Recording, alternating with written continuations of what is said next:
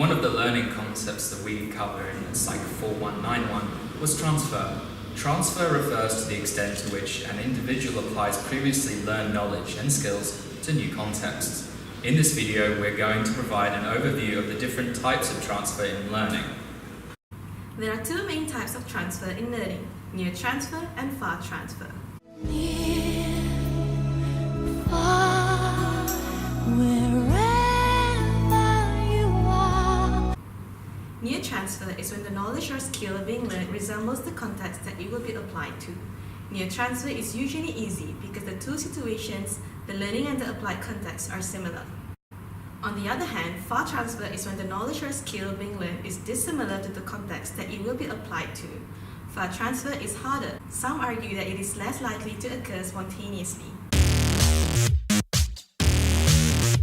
The arguments for and against the likelihood of transfer can be captured in two main theories.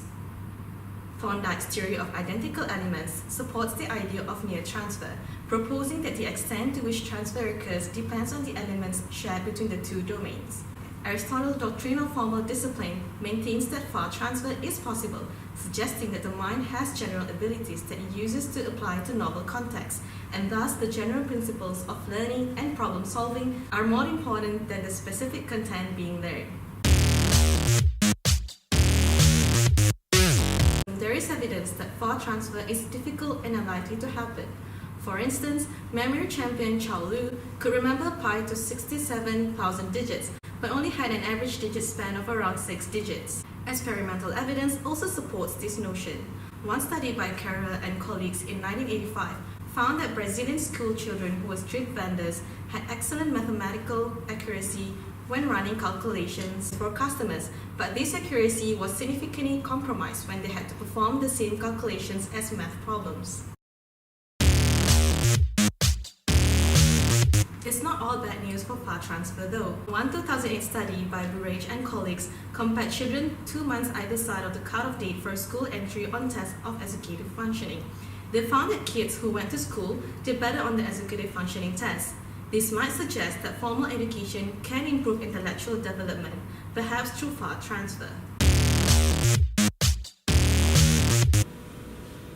One issue that the transfer literature highlights is that although people might have the ability to transfer, they might struggle to do this spontaneously.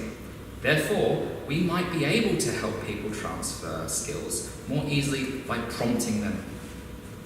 This idea is supported by Gick and Holyoake, whose 1980 study presented people with two problems that had the same underlying structure and solution, but different surface elements.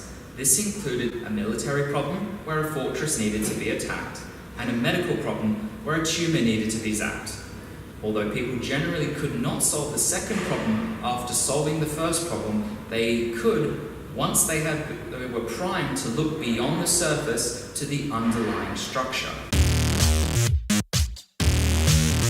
In summary, there are two main types of transfer: near transfer and far transfer.